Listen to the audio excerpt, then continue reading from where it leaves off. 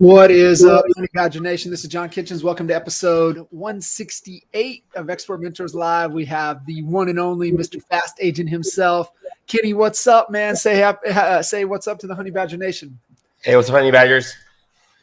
Man, you're one of the elusive rock stars that we've been trying to get on for quite some time. So I'm honored to finally be able to make this happen. I know your time's very valuable as you've got a ton of things going on, and I really appreciate you making the time, jumping in here and adding I know it's going to be a ton of value back to the Honey Badger Nation. Well, thanks for having me on. I've been trying to schedule this for a while. Yeah, we have.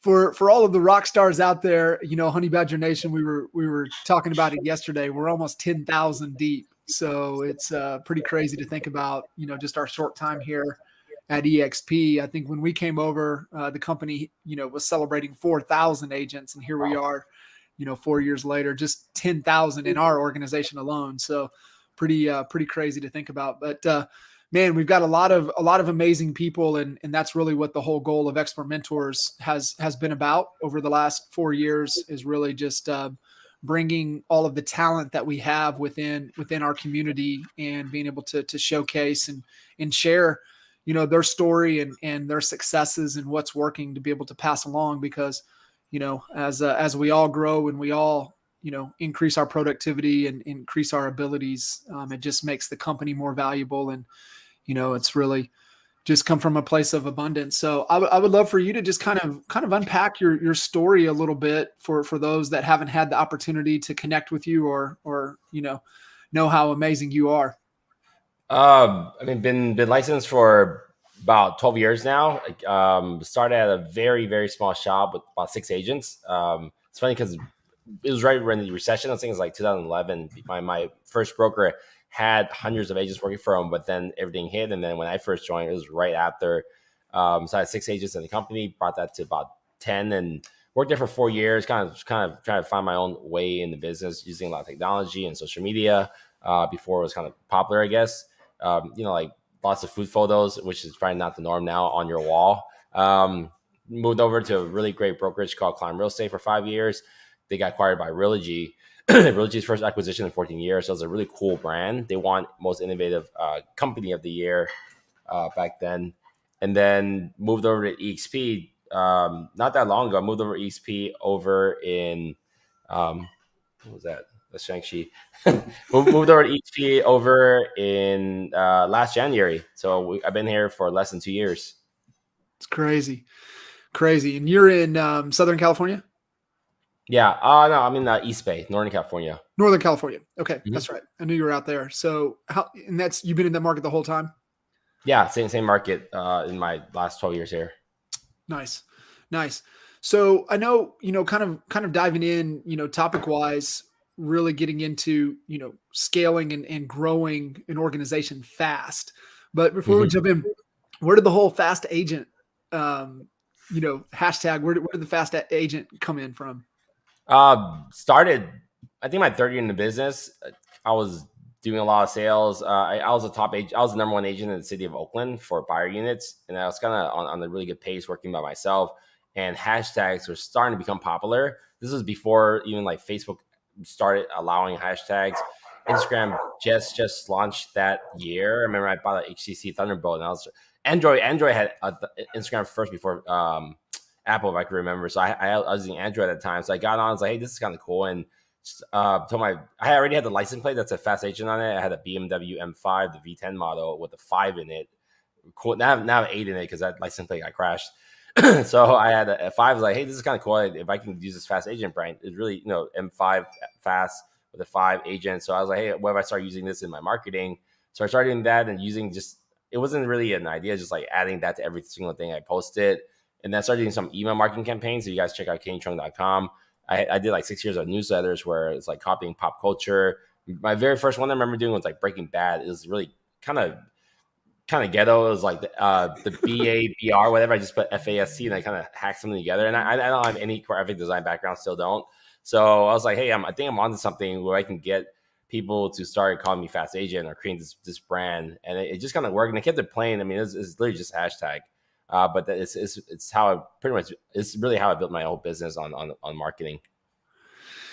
Man, it's just, it was it just one of those things and you just stayed consistent with it and it just kind of became part of the brand. Yeah. Did like weekly newsletters every single week. Everything I posted had it. And then it was, I didn't take myself too seriously too. If while I was posting Fast Agent stuff, working as a buyer's agent, doing 50 deals a year, that's a lot of driving and moving around, as you can imagine. So I mean, obviously I ate a lot on the field, right? No time to cook. So if you look at it like these like 10, 11-year-old photos, really bad quality because the phones were bad back then. But if I was using Fast Agent and Fat Agent, so Fat Agent has there's hundreds of photos on Instagram right now that shows Fat Agent from 10 years ago. You can see it's like constantly, it's this whole 80-20 rule, right? Talk about personal and then work. Well, I probably did it like work, food, work, food, and just combine it. And so people say, oh, you're a Fat Agent or Fast Agent. And it was, oh, yeah, that's me. And then, yeah, it's cool photos online. Oh, that's crazy. Just it's amazing just how, some things just become the brand, right? And Yeah. which is our reputation and you never, it's just kind of what it becomes. So cool. When did you for you, moving in and you were at that brokerage, what was it for you? It's like, man, we're on to something. Where was there a point? It's like, man, we've got something. Let's scale. Let's grow. Was there a point for you where right you now had or the that last brokerage? change? Like right now or the last brokerage?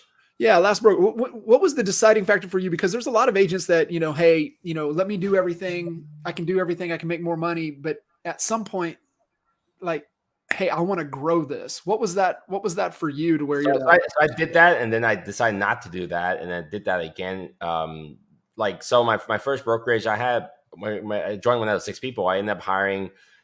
Like getting your license was really quick back then. I think within a couple months you can have your license. I think it was like maybe 2 books. It wasn't these 3 books, 3 test exam and like waiting. So I hired an assistant, became an agent. Hired an assistant, became an agent, and then hired an agent and hired an assistant.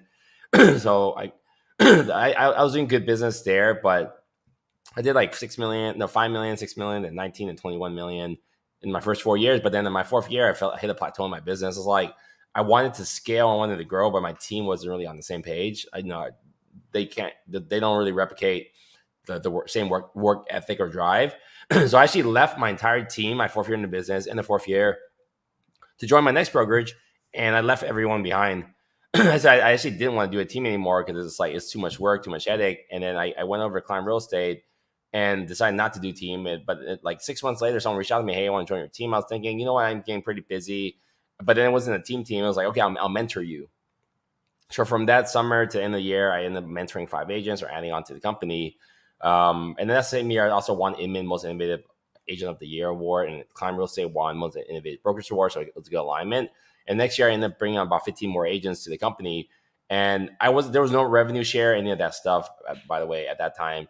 So I started mentoring. Then at one point I had like not a true team, but I was like working and leading about 30 team members on our Zillow team. So we did the online, many brokerages. I'm sure like you have a smaller boutique, you probably have like a special program separate to handle online leads. So I kind of led the Zillow leads program. And that team, by the time we hit 30, I was like, this is stupid. This is not going to, like, this is starting to implode. People are headaches. Agents are literally crying in the office, complaining. And it was like, this is not something I want to do. So we built that, and we actually had scaled that to about $50,000 a month on Zillow within my 4th year there at Climb. And then we had like a team leader for Zillow team in San Francisco and San Jose, and I kind of just oversaw the program.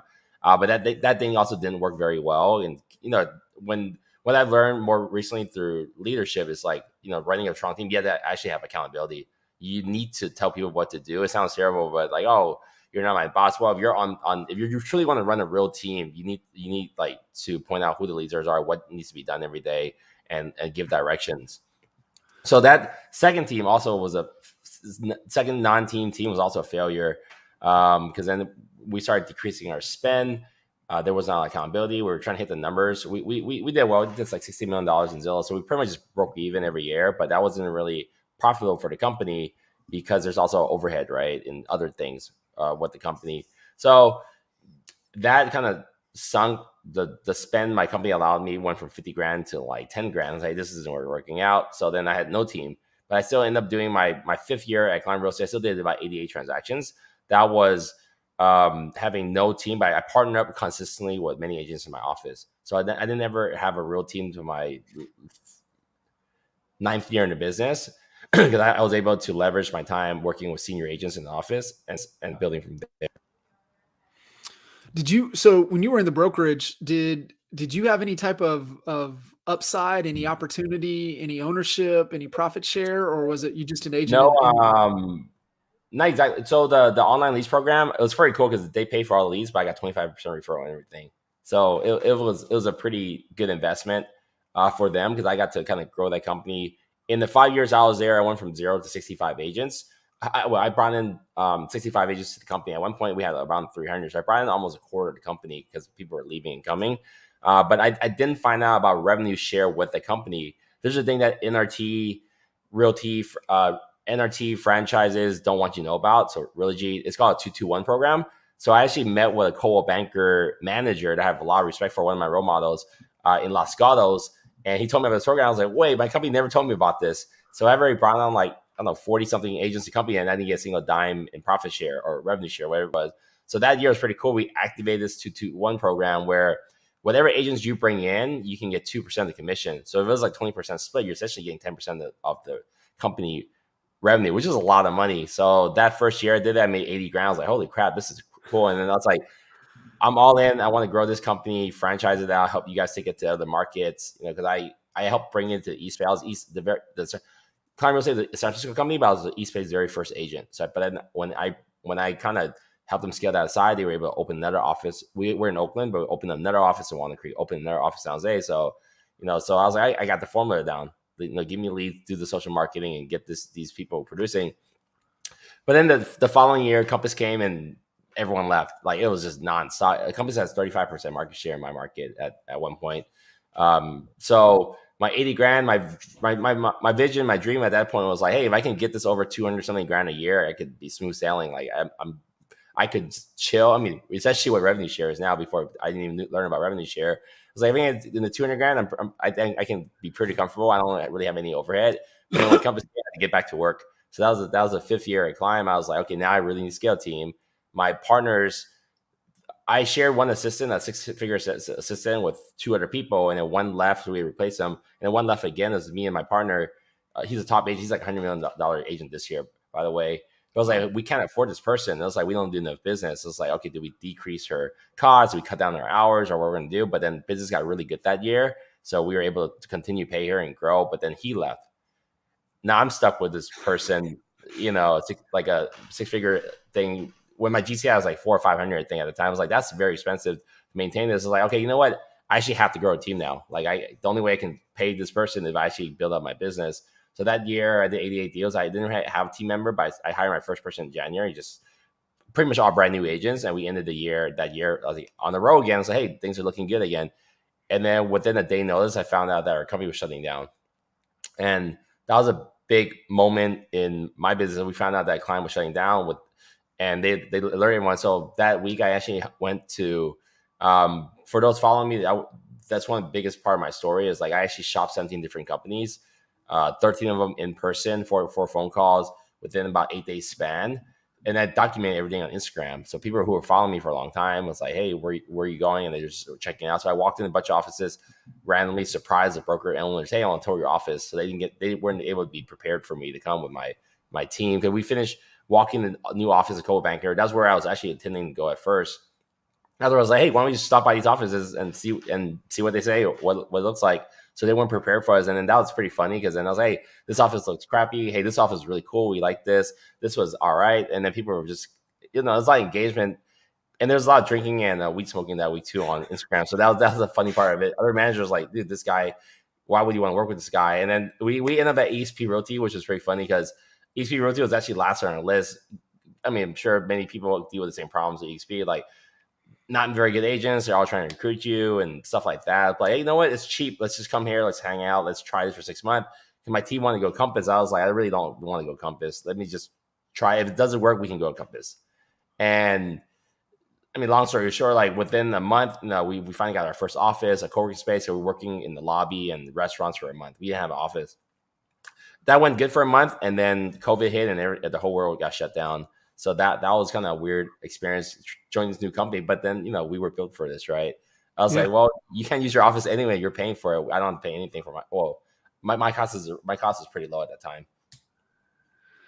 That's incredible. So I would love for you to unpack a couple things and really on the attraction recruiting side of things. I mean, you've had a ton of success of being able to attract and recruit agents just over the years. Prime, hey, where else we're going to go, and what you've done, not even 2 years here at EXP. Like, are there some core like foundational pillars that you really base all of your attraction and recruiting on? Yeah, I mean, it's providing value, right? But that's a pretty generic term. Like, what do you mean providing value? So on Instagram, I feel like I'm an online kind of coach. I show my backend operations all the time. This is a new tool I'm trying out. This is what I'm using. I'm building out like my emails. My emails, I did that for 6 years. That's what I was really known for. I spent about 6 hours a week doing my emails. But while I was doing my email, I was like, hey, I'm looking at these pictures and recording it. I'm changing these lines. So it was kind of interesting to see. Or I'm building out a new like a zap between two programs, right? Hey, this is how I'm looking at my dashboard today. Hey, this is like a texting tool or like stuff like that. Or like I'm building my high note presentation deck. More recently, I'll give you an example. Like I was building out my org chart. And I didn't know how to build that. Doesn't like I show people the journey of what I'm doing. Like I don't know how I never built an org chart ever in my surprisingly. I don't have an org chart. I did have a copy of Daniel Bear's org chart, a copy of Jennifer Wayne's org chart. I'll show you, hey, this is what org chart looks like. Check this out. So these are 5 tools I'm looking at. This one, Lucid Chart, is not that cool because it's kind of clunky. But hey, this is a new thing I just randomly found. I don't know what this is.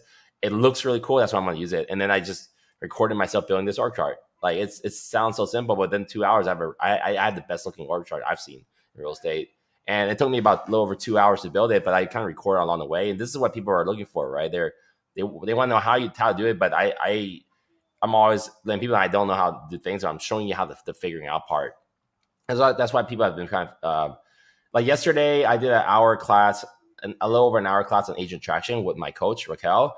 It was all recorded on Zoom, but that's not the part show, but later on, during my presentation, I showed how to use the wealth chart and I have a spreadsheet tracker. I use Trello. And then, so I was like, hey, this is cool. So then I went on Instagram and then I showed, hey, this is what wealth chart looks like. And it's all fake names. I had all Disney characters, by the way. So this is the wealth chart. This is what it looks like. This is a sample and I usually block out the numbers, but like I had Jay Kinder's wealth chart. I copy his tracking all the way to November 2020. And I built my thing off that, but I added a bunch of other stuff. Like this is what you use at XP and who has a recruiting checklist, or like I talked about Compass stocks because they tanked. They're as low as they've been. I think it's like $9.50. But I did a poll out there. Like 100 something people voted. It was pretty equal, like 33 1/3 each way buy wholesale. And I posted Zillow stocks and posted EXP stocks. So people come to my page to learn about real estate industry, the index. So I've been doing that. I've been doing that for like over a decade now. So this is just a sample of like what I've done in the last couple of weeks or yesterday. So that's why people follow me because they want to become stronger agents. So the messaging I do on how I run my business is not catered to attracting clients. Clients probably don't want to work with a guy that's closing 100 deals a month and proud of, I don't work with clients anymore. I close 100 deals. So, but agents do because agents want to be that guy that closes 100 deals a month. And I want to learn how to even get to 10 a month. Yeah, those are your clients now, right? Agents are your clients. And so, what I'm hearing and hopefully everybody else is picking up is that you're saying you're documenting, but you're one hell of a storyteller. And you're telling a story every day and explaining, why you're doing what you're doing. And I think that's the golden nugget for everybody listening in. And you just said it, it's a freaking decade Yeah. and over a decade. It's not like, it's the overnight success, right? It's like, if you know Gary V's story, right? How many years of Yeah. terrible wine videos that, before anything. And so it takes anything worth building takes time. Things And like so the Outliers, like that book. I think is it 10,000 hours and you get really 2,000 good at hours. Yeah. something. Yeah, so I'm thinking like if I spend 60 hours a week, that's actually being conservative. 60 hours a week, and there's like, what is it, 52 weeks in a year. So every year in my business, I've spent about 3,000 hours. I've been doing this for over a decade. So I've spent well over 30,000 hours in my business. So early on, like I read the book pretty early in my career. I was like, hey, if I can get this right, and I spend a lot of time being the best agent I can be, learning everything about the industry, every client's going to want to work with me. And I did pretty well. So I'm number 2 in Oakland for lifetime units sold last 12, 13 years. But then in fact, like clients do want to work with me, but then agents want to work with me. So I've all the hours I spent working on the business has now have other agents wanting to learn how to build the business. So that was not intentional, but as you do things, your business evolves. So of course I would like to work with hundreds of clients, and I have, but when now I'm our team's closing almost 900 homes this year. Next year 3,000. Like it's cooler to sell 900 homes, right? Than 90. Yeah. You got clients that are doing business with you multiple times every month instead of, working with a Yeah, buyer or seller that's going to do something maybe every, once every 5 to 10 7 years. years. So, Yeah. yeah. So as you guys are growing, how, and it's a kind of a hot topic, and I know it's going to be really all over the place heading into 22, but how big of events been for you in the East Bay area and really to kind of grow, your agent headcount? Oh, Have events been a big huge. part? Yeah, we've been. I mean, a lot of things, like we started doing top. Like I'm trying to think of different ones, so I'm all over the place. But we started doing top producers dinners about 6 months ago. I was like, at my old company, we did top producers dinners, a really big deal every year. I was like, well, what's stopping us from doing every month? So we did it twice at local restaurants. Both for a dud, because one had us sitting on the sidewalk corner at the very end of the street. And it was cold as hell. It's outside protocol, large groups. And then the next restaurant was just terrible. And I was like, you know what? Let's bring this in house. So I have a 9,000 square feet warehouse. Currently using 6,000 of it, but it's completely tricked out. It looks like a tech space that I have full lease on. I was like, hey, why don't you just do this dinner inside? So we started doing dinner, and then fast forward 4 months, the dinners have been a huge hit. We have live music, we decorate it, we have a private chef, and then now every time 3 months ago we had a random guest come in that an agent of my team was doing a deal with, and now we brought on the 18 brokerages into our team. And then more recently, we brought in a couple $10 million producers on those dinners, because this whole like the experience thing, right? Like Chuck Fazio says, create these experiences. Mm-hmm. Big decisions are made at big events. So more recently, we did Tom Ferry Success Summit. We hosted like 60, 70 people in the office. We 4 TVs, tricked out, served food. What does that cost for me to do? Like, I don't know, like $1,000. But we brought on like 3 or 4 agents right off the bat from that event. And then we have like Halloween parties. We've been doing like we I don't know, we're doing a CE credit renewal class in 2 weeks at our office. So we constantly have these big events at our office and stream it and have people come. There's 4 Friendsgiving this week at my office, and random people have came, and then now the office has been an event space where my agents are doing client appreciation parties. So we have that all booked out. Locally, the Asian Real Estate Association of America local chapter held their annual mixer there. NAREP is doing a big event at our office. And then the other office too, last week, one of our agents she did a Halloween party, which is a big hit. And she did, which is a big hit. Last week, she did a build a bike kind of event for like build a bike for foster kids. So like the community of like 40 people came out. So, and then you get other agents to participate. So events has just been like really, really, really big deal for us. And events larger scale, like the build conference, I actually bought 50 hotel rooms. I couldn't fill them up because Delta COVID hit at last minute. It was like, I ended up having to sell like 10 of them, but I invited, I think I had like 30 guests come to the build conference. Awesome. And yeah, like my I had an open bar one night too. So I dropped like 70 grand on the event, but for that event, I picked up 3 team members, but I had 20, 30 other people like take a closer look. and what EXP has to offer. So events are huge. Just to, you got to make people feel like understand what it feels like to work with you before they actually work with you. Yeah, give them a taste of the ice cream, right? Yeah. So, Kenny, what is do you have like an event coordinator that helps you kind of coordinate and keep all of those events together? Yeah, we have we have an event coordinator kind of on my team that does a lot of decorations and planning. My brother works for me. He does a lot of like managing the facility. He's our private chef. He restocks our fridge. His girlfriend's family member does our backdrops every single month. So every month we have like our office is rotating balloons all the time. Like all these cool backdrops. Every week there's a different colors for whatever theme it is. Like Thanksgiving this week had a bunch of like swirly things with big Thanksgiving balloons and leaves and everywhere with orange, and I don't know, like we have these two palettes too that like we constantly update every month. So yeah, we have a couple people on staff that's constantly making the office look different every month.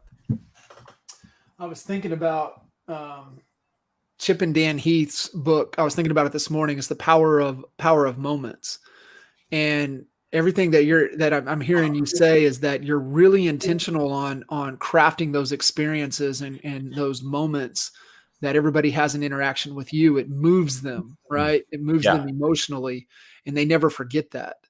How powerful that is. Yeah, and we have like so on our calendar right now, first week every month we have this like hustlers lunch. We didn't even do it yet. We said we couldn't fit it in. We're using Sisu for productivity tracking. And right now we've been doing this for almost over half a year now. Part of our team meeting, we showcase 4 things on Sisu. There's just screenshots.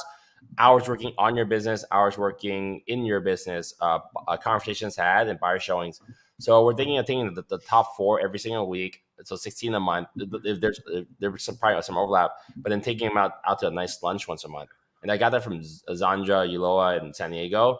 And then so we have the Hustlers Lunch. We do a productivity and foundation class, which is like just was really deep training on something. And then we have the top producer dinner, and then third week of the month. And now we're doing yesterday was the first time we did agent attraction class. So now we have 4 things on the list. And then our lenders also we have MSAs with 2 lenders right now. So one of them hosts one happy hour for us each month. The other lender does lunch and learns in the office twice a month. And then this is the third lender also wants to do something too. So within our company, there's at least 10 to 12 in-person things going on every single month, which is pretty insane. And then this is only based on us having 2 retail locations right now. We have 3 more signed and opening in the next couple months. So we have 5 retail locations. So my full-time job could eventually just be touring the offices and meeting people and like being a part of an event or training every single day. Yeah, I mean, you're truly embracing that head of company role of championing the vision that you have Mhm. for the organization and moving forward. Is there a clear kind of vision, central either purpose goal that you have for that you guys are really rallying around? Yeah, the conversation since last year, since like last July and August on my Instagram, I posted I want to have like last year was a smaller goal, but as of right now, we want to have 14 office locations. We want to have 7. So everything is revolving around opening a new. I'm thinking of these locations are more like market centers, more like a Keller Williams kind of thing.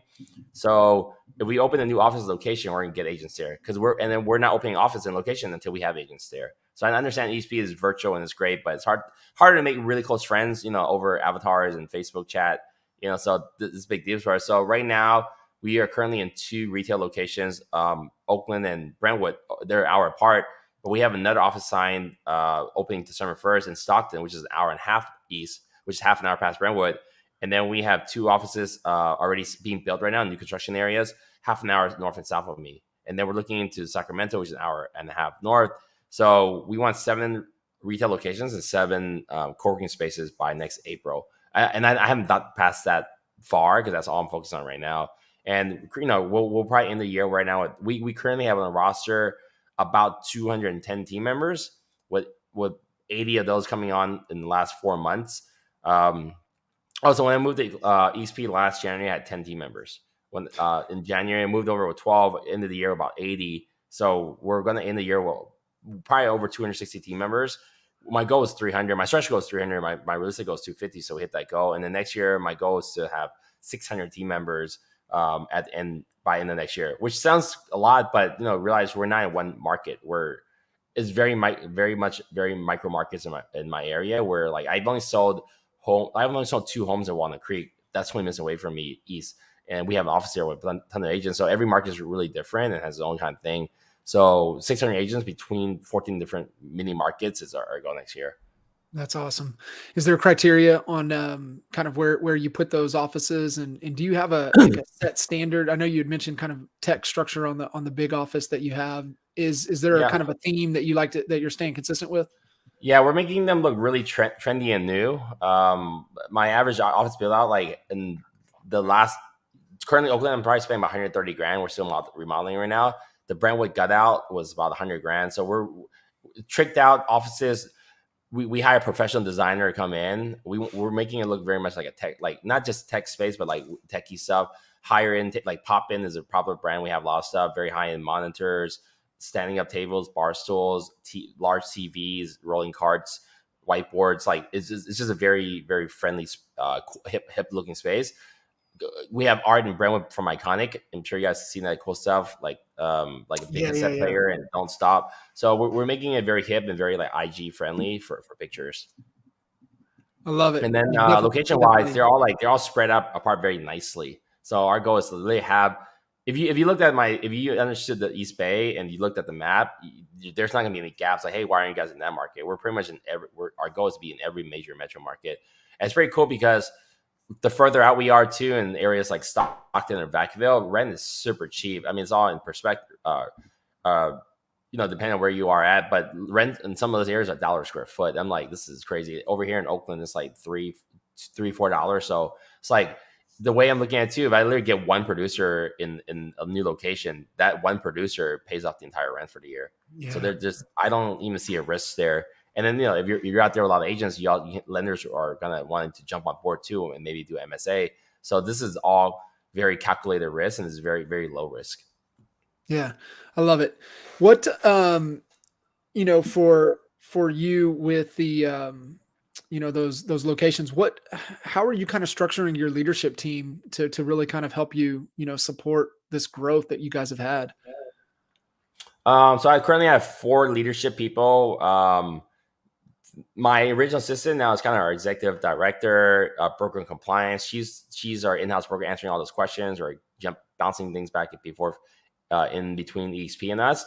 And then the trainer we brought on is now the director of operations. He's managing growing all the offices. He has his hands in a little bit of everything in the company. And then the sales manager person, sales manager is kind of like I don't know. I have a different view on what that means. I think when I think sales manager, I mean like someone that handles contracts and kind of guides stuff. So the sales manager I brought on from my last company that's working with me here, he hasn't sold a single home till last year. So he's not the contracts person. His role with us right now is director of sales and coaching. So he does coaching talk 3 times a week. He's leading our squad leaders. He's pushing productivity. He's holding the training and stuff. So those are 3 people. And then we have 4th person that's our director of onboarding. So she handles like all the checklist stuff, getting email set up, websites, and like very technical stuff. And then my main assistant, the executive director, and the director of sales coaching, they have their own assistants too. So now the leaders I have now own their own departments. And then from our sales side department, we recently hired a lead scientist to copy that from Veronica Figueroa in Florida, lead scientist, and now he's leading 4 ISAs under him. 2 in the Philippines, 2 in Jamaica. And then we have our squads, whereas we have Zillow Flex. We were the second partner of Zillow Flex. We have 7 squad leaders managing teams of 8 under them, which extra layer of accountability and weekly calls and such. And then on the other side, we have a bunch of like local assistants, field coordinators, listing coordinators, and just a team of virtual assistants too. It's fascinating. And, it's just the game you're playing, right? It's you're in the people game and just continue to, make sure you've got world-class talent around you to be able to support the growth that you guys are on, the trajectory. So what are the responsibilities of the squad leaders?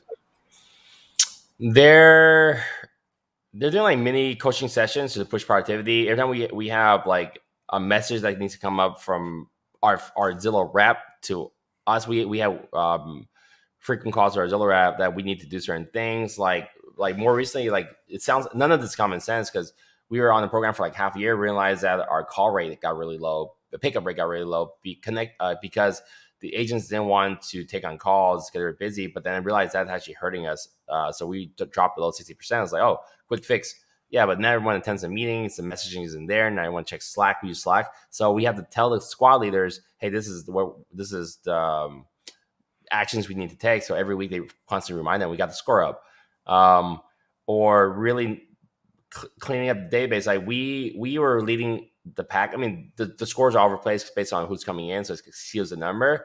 But our score dropped. We went from 107% to the red, like 60%. So we were bad, like in risk of losing our account because because the people weren't calling. So we had a couple hundred people and they have shown homes or looked at homes. So we were having the team focus on that. So in the last 45 days, we actually got our score from 60 to 118% benchmark for the last 30 days rolling.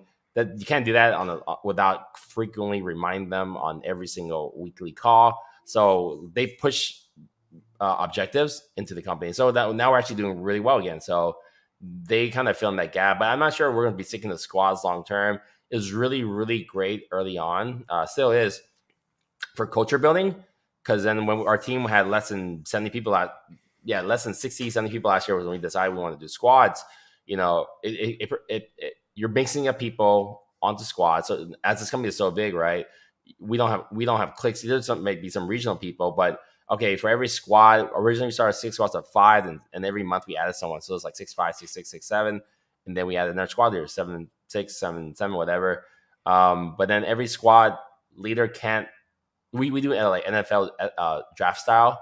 So every squad we're in the third squad or run right now. Every squad can't recruit the same squad member that you had last time. So now we're mixing people up, and then they have their own weekly meetings. Some of them meet in person sometimes. Then they have their own lunches and happy hours. So now we're like fusing everyone together. So there's less of clicks. You know, people aren't like, oh, this is my friend. So we're making sure there's a healthy migration and hanging out between the different offices and different locations because everyone's online. So I think we've done a good job mixing that. But now, like the squads, the accountability is hard to narrow down. We're only meeting once a week, so we might look into maybe doing more like, oh, we made some changes too. We've added more second tier, not middle management, but second tier leaders. We have a head of education and mentorship. So she runs she's spilling out the training library for us. We use Mighty Networks, mightynetworks.com. So she's handling all our training library. And then we're looking into hiring someone to be a head of agent development. There's a 20 million producer on our team, 30 years in the business that we're looking at to help us kind of coach. So like the head of education and mentorship is going to help the brand new agents, maybe going from 0 to 4 million. And then we need more hands-on training because, I mean, when you're running an organization of a couple hundred people, it's hard. You don't want to be like KW where the information is very generic and people is very shallow. So we have the videos. It's great for new agents, but now we need someone really diving in and strategies and the tactics from the 4 million to 20 million because this guy has crushed it. So we want him doing that. And then that way my sales director can focus on maybe the 10 to 20 million and we held our first, I mean, as big as we held our very first mastermind on Monday. Like, you know, there's 30 people in my company that are doing over 6 million. So pretty soon, or maybe 8 million by the end of the year, 30 people over 8 million. So we had them all get together and do a mastermind. And then it's because awesome. Like I'm thinking, you know, I'm in 3 coaching programs. So I go to all these like conferences and learn all this stuff. And then I have co-coach coaches, but no one's coaching my agents. Like we're not transferring that information. And it's kind of stupid if my agents are only learning from me through Instagram stories, which is where everyone else is learning. So we're trying to divide having this mentorship program for 0 to 4, this agent development person from 4 to 20-ish million. Me and Elias, my sales director, will focus on the top tier people from maybe 6 to whatever. And then I can maybe start focusing even more time on my top producers. And then kind of dividing that segment out. So this coaching program for every agent, depending on what they need. Man, that's so, I love that. And, you know, because it's just like you said, 0 to 4 has different problems than, you know, 4 to 10, and then 10 and above, they have different problems. And so being able to tailor to to their problems is key. And then we immediately take action really quick. Like we asked, what do you guys want to talk about today on Monday? Like they said, gain more listings, how to convert buyers and agent traction. So through the listing conversation, we realized that farming I've heard from many people is probably the best way to get listings. So currently, my company, Fast Real Estate, sends out 200 super large jumbo size postcards, 8.5 by 5.5, for free for the agents. But then they wanted their own. They had to do their own. Like, so immediately we jumped into action. We asked like who would like more to farm more, because friction, right? If you can get rid of friction, things get done faster. So we figured it out. I immediately signed up. I already have a Stripe account, but I signed up for a Stripe account, which is how you do transactions quickly. You know, if you're shopping online, and as soon as you type in your email address on the platform, it'll ring your phone and ask you, hey, for these 6 digits, right? And then when you hit the 6 digits, boom, your order's in, and you don't type anything. So I signed up for a Stripe business account. They do take a 3% transaction fee, but whatever, like, you know, the whole friction. So now if you guys want to check out teamfastescrow.com, this is where we input our deals into our deal tracker. So now we're going to add a part there where asking the agent, hey, if it's a listing, do you want additional postcards sent for you? And then we also reach out to the title company, because we get every email, like, to get the farm list. And then if it's a buyer sale, do you want just sold sent out for you? So what we could do is we'll just go ahead and send out those postcards for them if they want more, send it out for them and charge them to Stripe, and boom, like there's like all done for them. So no company I know is doing that right now, because you got like, well, who's going to handle payment, all that. This is where we're using technology at a high level, because I don't know any teams using Stripe. Well, actually, I know just one team in Sacramento, but.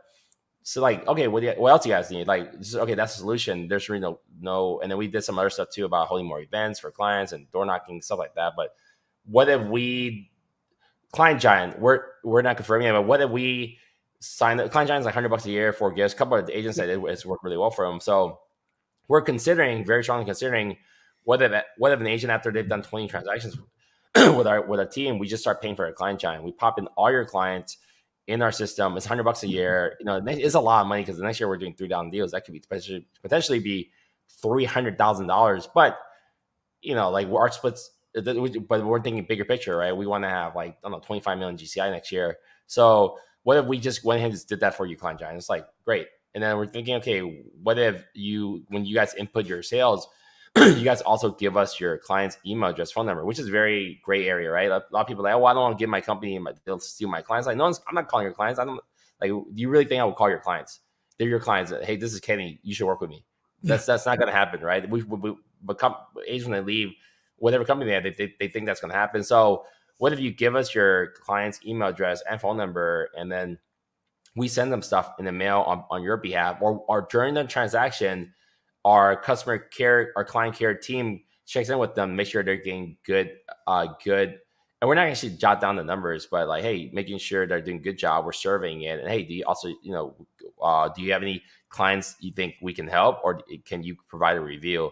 So we just got into it. So we're trying to create this company now where we're more integrated with it, which is not normally done, because your teams, especially small and mighty, or your big company, right? But what if we did all the small team stuff, but all the resources of a big company? So, but then that would require us to actually get into their businesses. And I think more and more team members, the way business is being done is more open to that.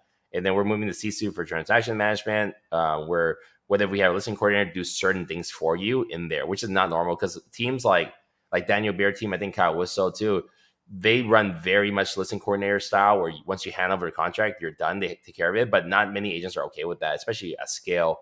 So what if we had a checklist of everything you did, and you can decide what you want our assistants to do, and then you do the rest. So we're really trying hard to make the agents dependent on us, because then we learned from Chet Black coaching that some agents are dependent, especially if they're newer. They need your leads, they need your coaching, they need your hand held, and they're interdependent, where you kind of work closely with you. They need some things, but every successful company, you're going to have independent agents, and that's where the struggle is, right? They can go anywhere and do business, so they don't really need you. We've had a couple people leave the team, and the EXP model helps on that, because we're still aligned. But I don't want agents to leave. That's like 40 grand out the door. What can I do to kind of keep them here, but need to provide services where they actually get more business, where they don't need us, but the stuff we add is that they didn't have to do or touch or dive too deep and spend their time in, can power their business. So it might be asking for reviews or referrals or here's a new idea we didn't execute yet. What if every agent that came in and we had like 10 templates picked from, we built full on websites. I don't know any teams that have full on websites, just other than the generic, your CRM website, right? What if we built full on websites, but they're easy to plug into, and then I own the domain. I buy the domain of that agent because most agents don't have websites. And then when you leave, you can take the domain with you, but I'm deleting your website. Right. So that doesn't hurt anyone. Like, I built this, I actually own the website, and then we can update it for you more frequently, blogging, Sure. your video content, all that. Right. So what if we did that for you, but you leave, you keep the domain, I'll transfer it however you want, but you can't keep your website. See, like now I think it'll make agents stickier, but truly having that is going to help them grow their business. They just don't realize it yet. Because when they're looking at numbers and stuff, great. So I think there needs to be a pain point when they leave, you lose all of this. Because right now, when most agents leave team, they don't see what all of this No is. pain. Because there's usually not a lot of stuff, to be honest. Mm-mm. No, there's not. No, and I love that you're on a large scale, but you're thinking like a small team, and helping them work through that. And yeah, it's I mean, I love it. I love the direction. I love everything that you guys are doing. One thing, Kenny, that I wanted to circle back around to, and you said it at the beginning, and you've said it a lot throughout the call, and and you guys didn't have it in the beginning, but you have a lot of it now. Accountability.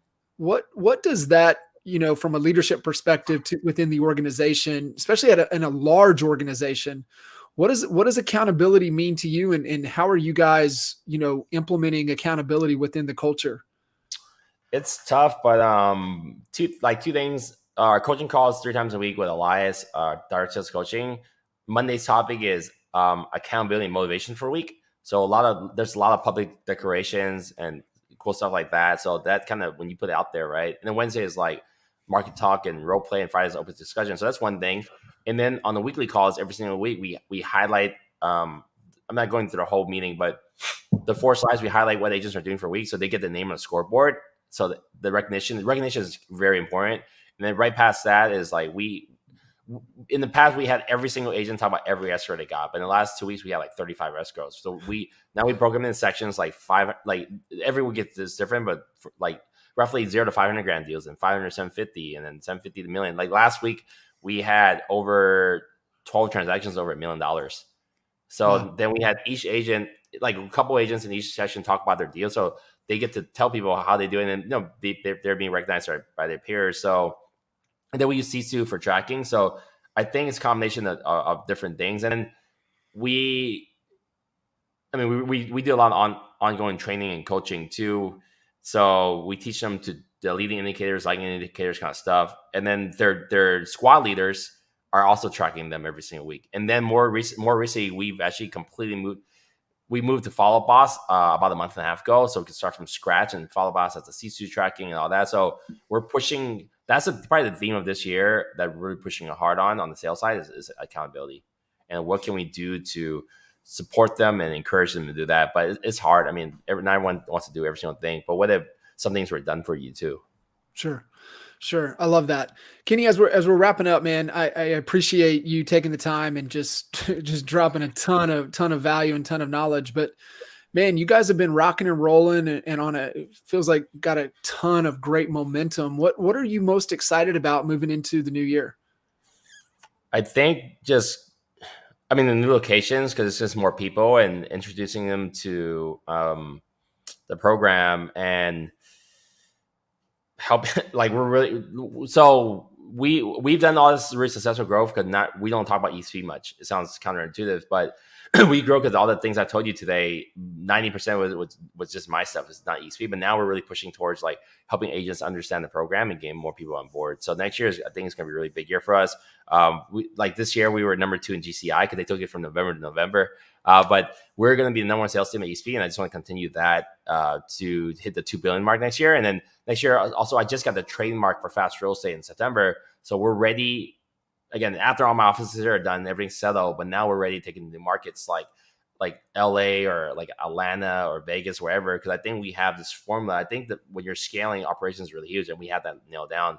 So I would actually ESP is great because it's the easy way to expand, but the hard way is the Keller Williams way. Well, I want to do that way on the easy way. Now I have both. So how cool would it be if I can go to like a bunch of different states, city and states across the US, running this brand and running this program and helping people scale it. So that's my goal for next year because that also hasn't been done before, and that's why I want to do it. Yeah, I love it, man. You definitely you've got a lot of people rooting for you, and a ton of people here in the Honey Badger Nation, excited for you and willing to jump on and support in any way that that we can. And so best thing, Kenny, for people to just stay plugged in if they haven't plugged in is to get plugged in. Follow you on Instagram. Yeah, Instagram's Kenny_fast. Awesome, man. Well, Kenny, I greatly appreciate it. I was really looking forward to this conversation. I knew it was going to be jam-packed, full of value and full of nuggets. And man, just can't thank you enough for making the time and jumping in and sharing with everybody. Cool. Thanks, John. Awesome, All man. right, Honey Badgers. Thanks, guys. See you guys. Bye. All right.